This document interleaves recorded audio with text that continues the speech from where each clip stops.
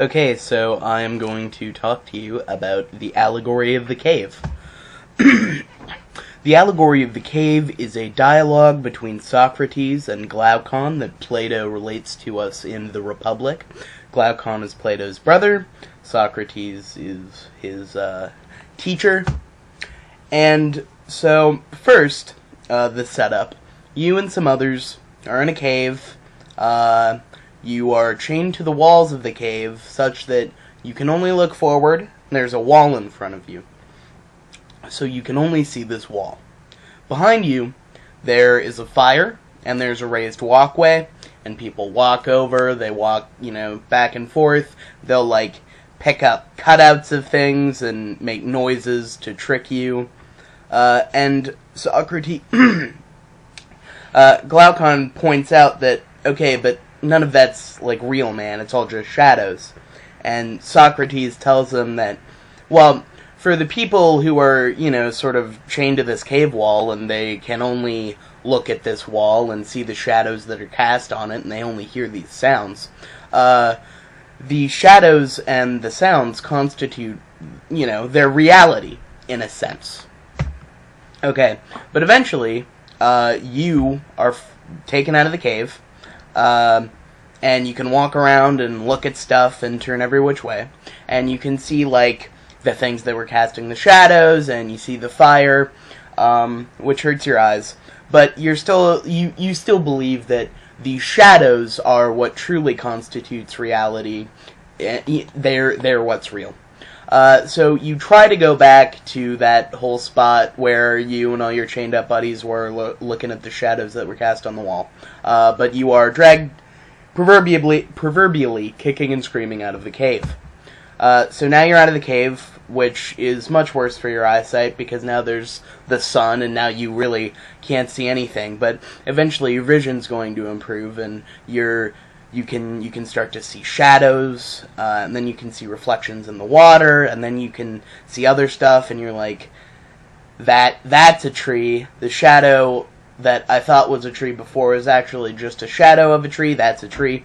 This sort of process continues until eventually you can see the sun itself, and you finally understand, you can't see anything without the sun. This is what a shadow is, this is what stuff is, this is what it means, to be real. But you decide, you can't just, sit on this and let everyone who's back in the cave thinking that, shadows are real look like an idiot. You have got to go back into the cave, and you gotta let them know what's up. So, they're still chained to the wall. All they can see is the shadows that are cast by these people walking back and forth on this drawbridge, or this, this raised path behind them. All they hear is those echoes. They still think shadows of trees are trees themselves. But you tell them, okay, now, guys, here's, so there's, the sun, and there's, tree. So, you can't... You really have no way of communicating this to them. You can't tell them what the good is because you can't you can't explain what a color is to them because all they see are these shadows. And so you try to tell them all this, and they think that, you're crazy and stupid, and to not do what you did or go where you went because, obviously it gave you the opportunity to apprehend the true nature of reality, but to them, because their reality is just the shadows of cutouts and people walking behind them, it has made you very stupid, but also completely self-assured in your knowledge. So people are like, you know what?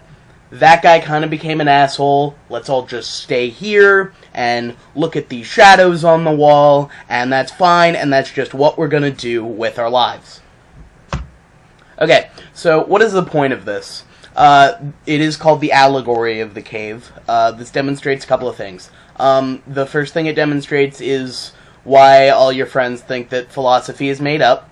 I think the way in which it does this is fairly straightforward.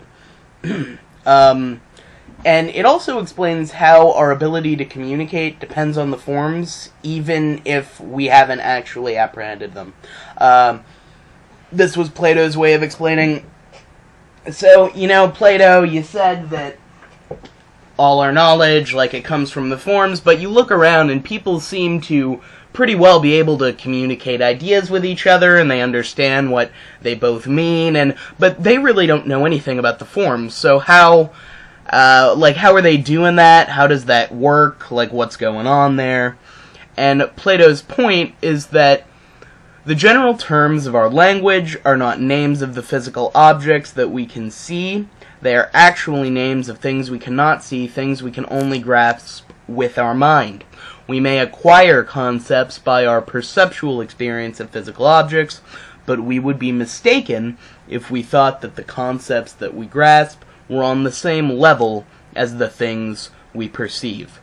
So, basically, to just sort of retrace the allegory in terms of what everything represents, everyone in the cave is just sort of the uneducated masses.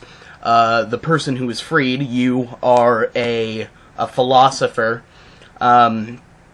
The shadows are our physical perception of things, the things that we, see, touch, taste, smell, feel.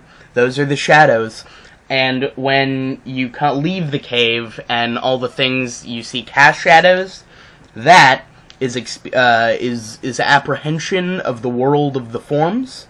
And the sun is the good.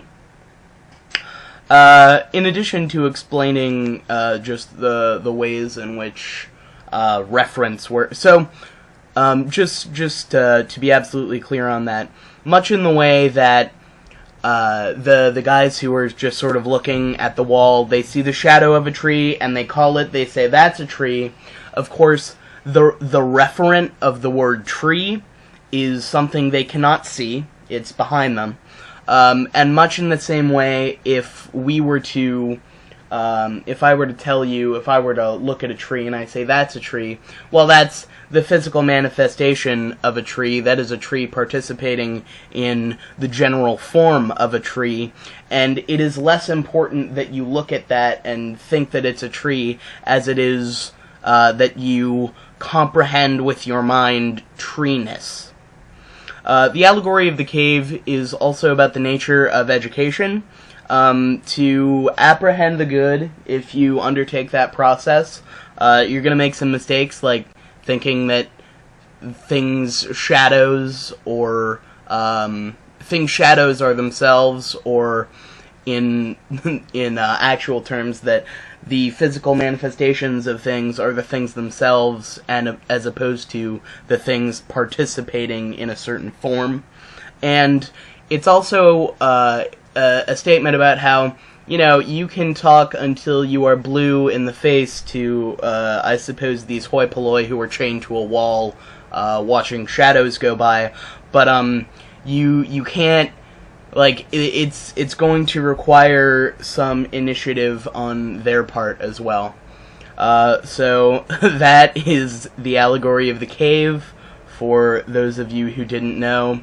I'm also glad, because for a while, I had no idea what the Allegory of the Cave was, and, I was a philosophy major, and, all of my friends who made fun of philosophy knew what the Allegory of the Cave was.